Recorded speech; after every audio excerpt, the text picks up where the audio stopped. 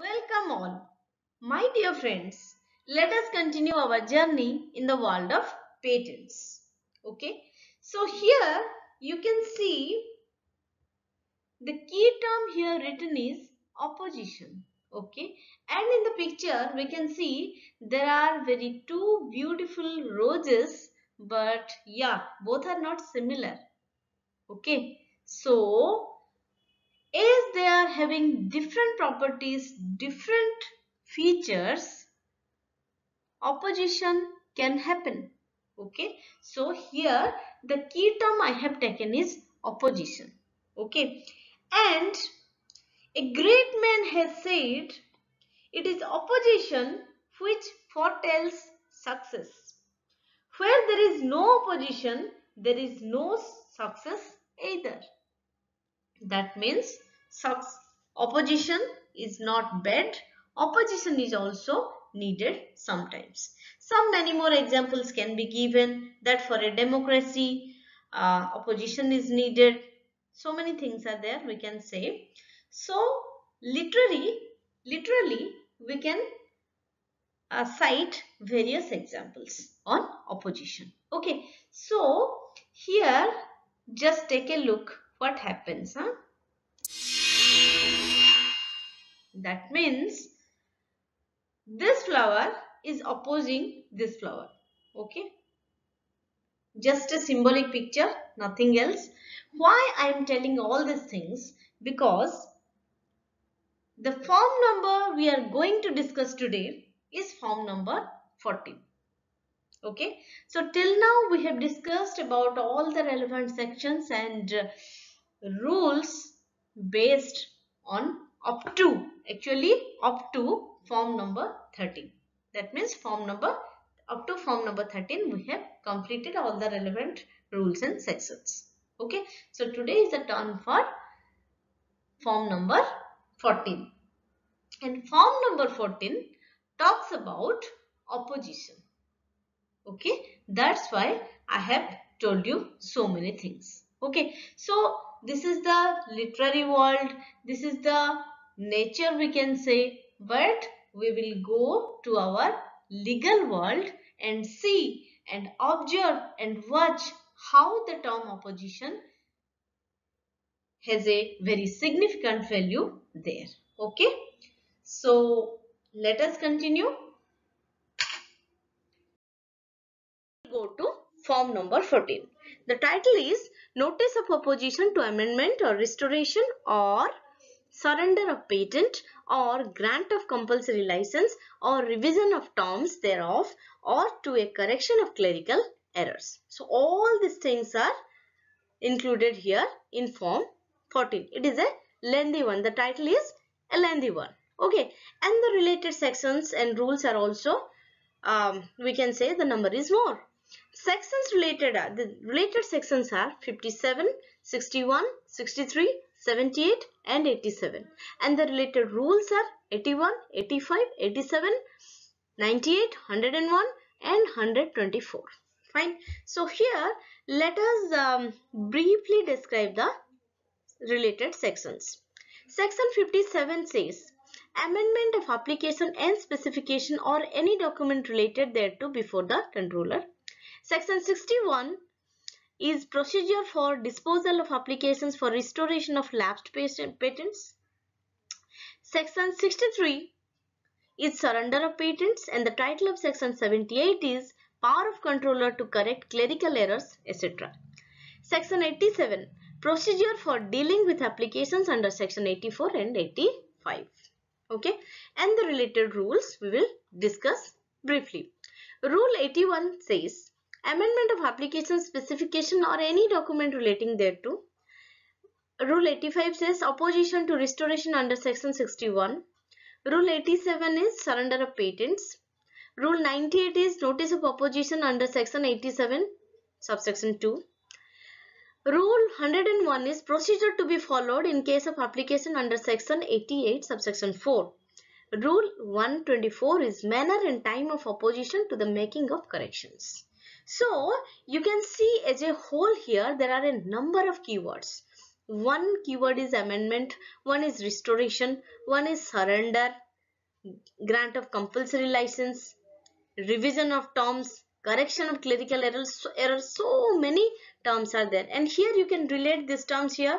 Section 57 amendment of application, rule 81 amendment of application. Okay, and here section 63 is surrender of patents, and here rule 87 is surrender of patents. Fine. So similarly you can relate all this, particularly the subsections of the sections and the subrules of the rules, with this form number 14. So let us proceed to form number.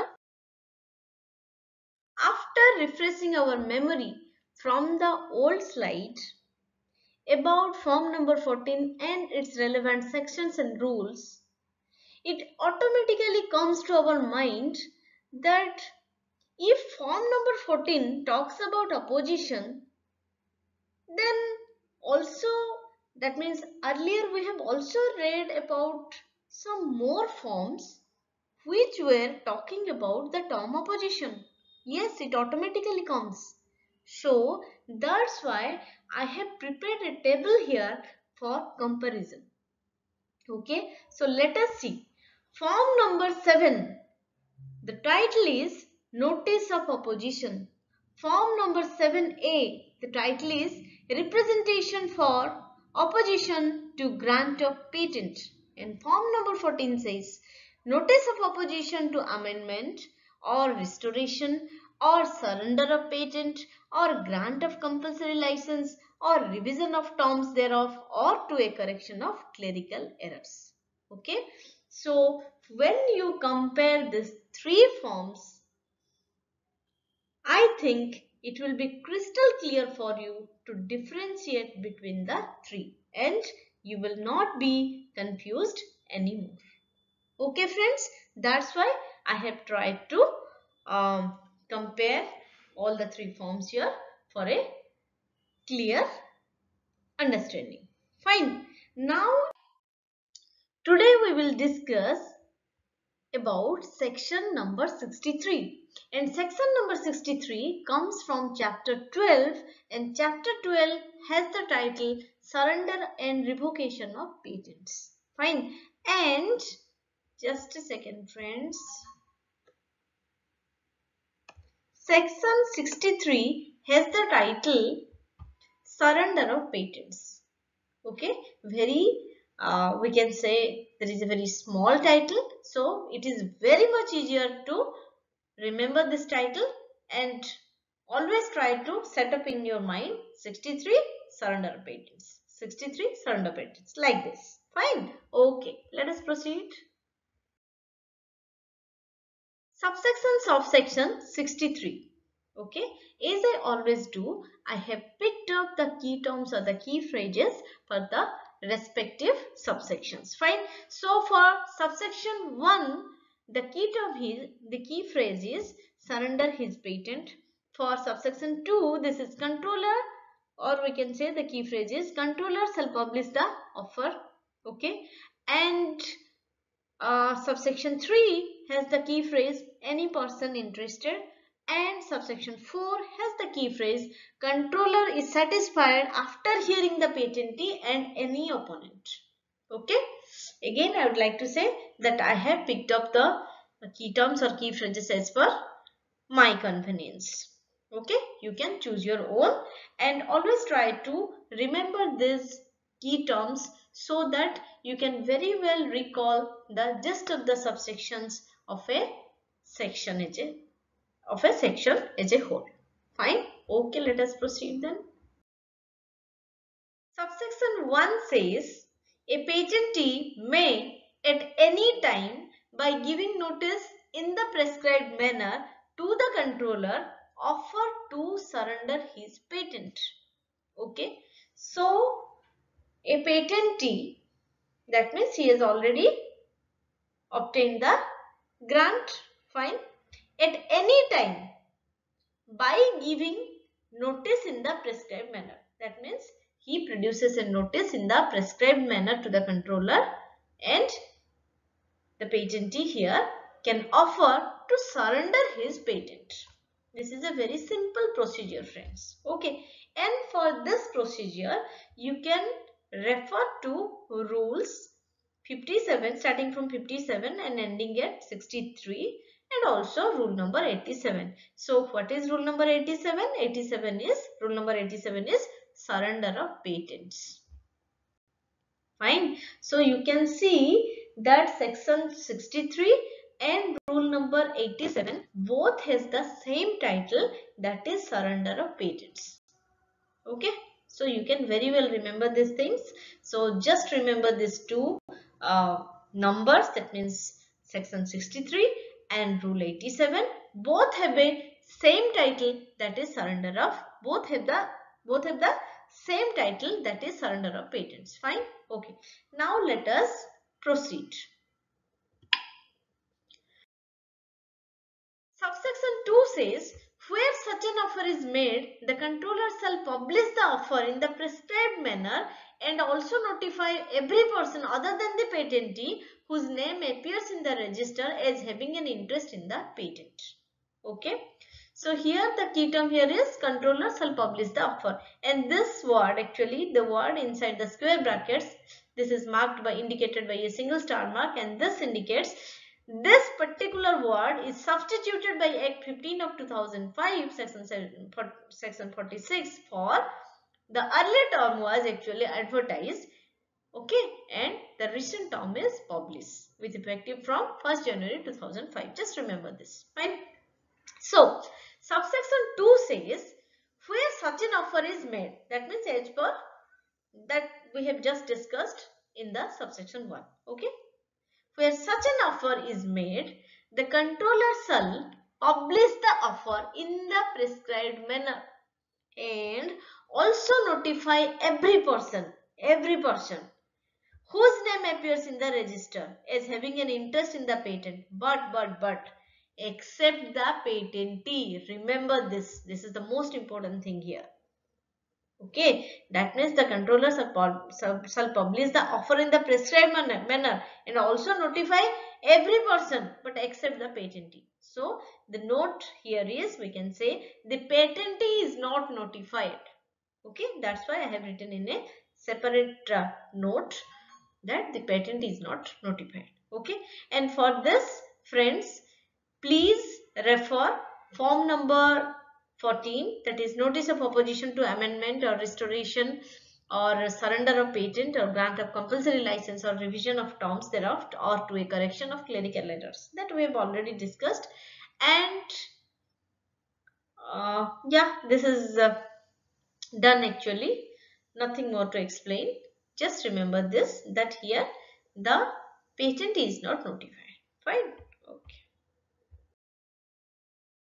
3 says, any person interested may within the prescribed period after such publication give notice to the controller of opposition to the surrender, and where any such notice is given, the controller shall notify the patentee.